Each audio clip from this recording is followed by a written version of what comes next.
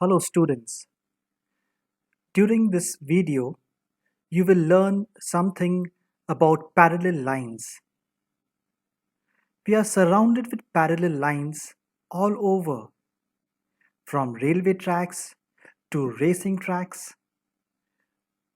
even our football fields, doors and windows, shelves, tables, even books. And you can also make lovely pop-up cards just by understanding parallel lines.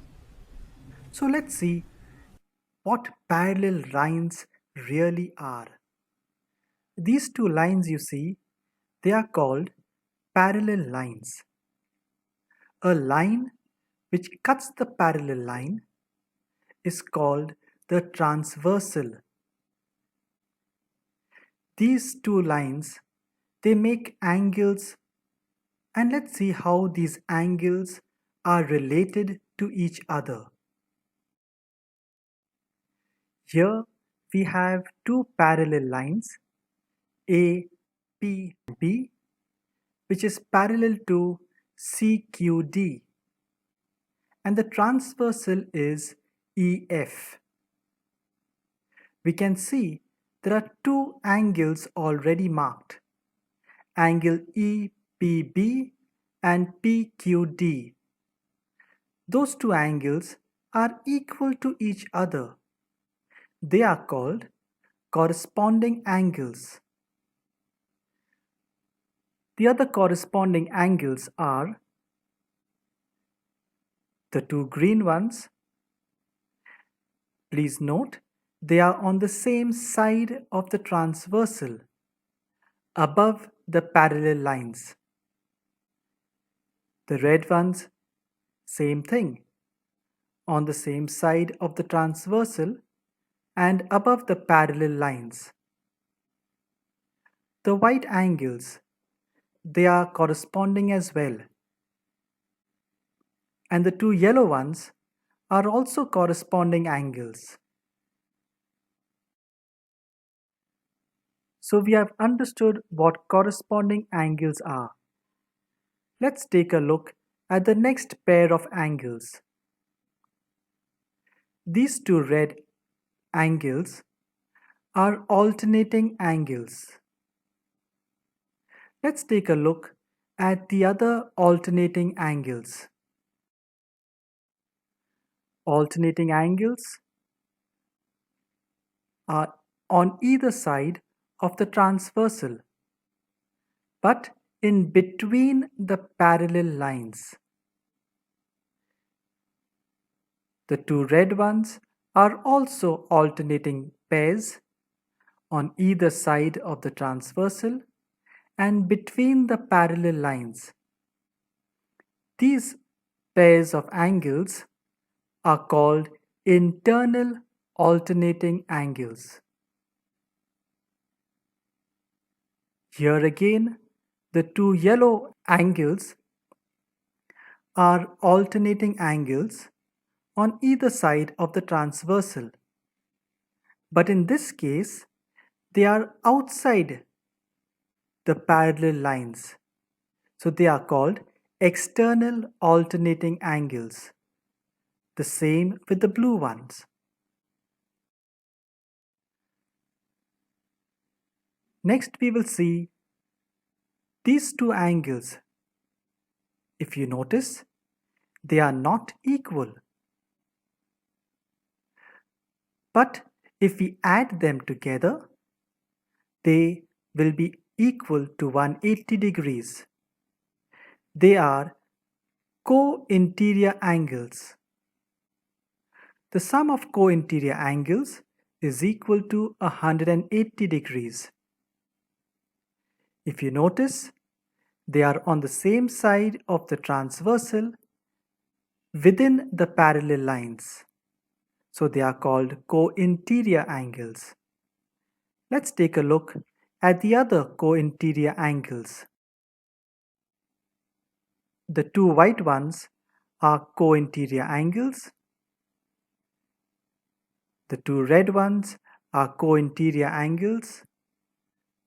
When we add them up, they are equal to 180 degrees. Let's take these two blue ones are co-exterior angles, and the sum of co-exterior angles is equal to 180 degrees.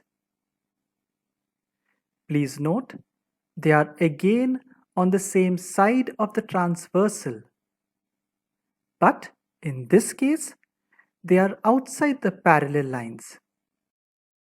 Let's take a look at the co-exterior angles. The two red ones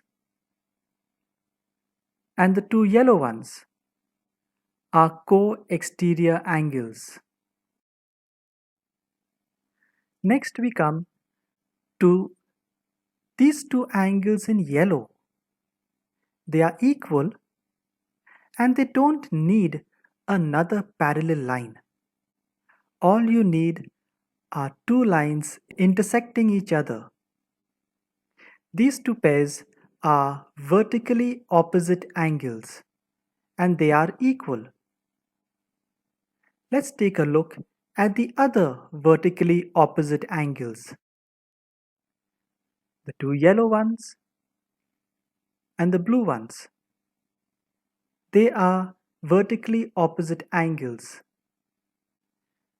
The two green ones are equal to each other and the two red ones are also equal to each other.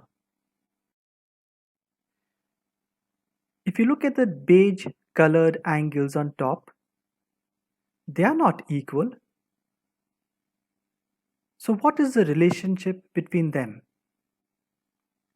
When we add them up, they are equal to 180 degrees because EPQ is a straight line. So they are linear pairs. Linear pair is equal to 180 degrees when we add them up. Let's take a look at the other linear pairs. These linear pairs, the two red ones, when we add them up, it's 180 degrees. The same with the yellow one. In this case, the line is PQR. We can also say that they are supplementary angles. The green one are also of linear pairs. So is the blue one. The red one and the yellow one on top are also linear pairs. The line is ABC. The yellow one, in this case, it is XBQ, is the line we are talking about. The white one are also linear pairs. In this case, the line is XBQ. Having understood all the various angles and how they are related to each other, let's do this sum. Find the measures of the various angles and give reasons. We have two parallel lines, EFG and PQR, and the transversal is XY.